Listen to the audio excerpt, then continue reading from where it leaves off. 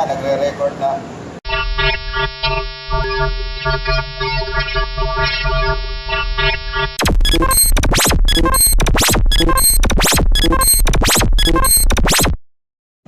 So ipakita ko sa inyo yung software ng data logger natin.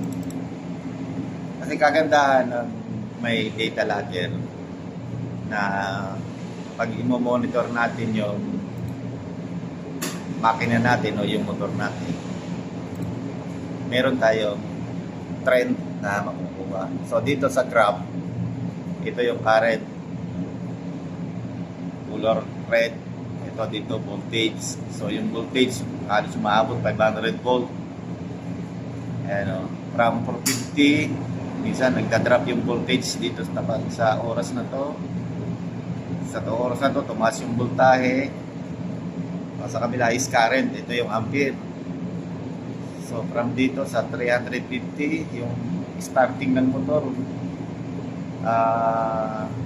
asa na yung, ito yung pinakamataas, halos nasa 350 ampere yung motor. So ito yung running time nya dito. So nandito yung time sa ibaba, 4 PM, 12 mm yan, dyan. Dito natin nakikita yung kung kakaroon ng down, ito dito sa graph na to.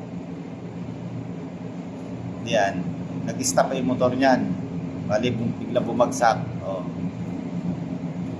Dali lang matrace kung nagkaroon ng problema sa electrical niya. Okay.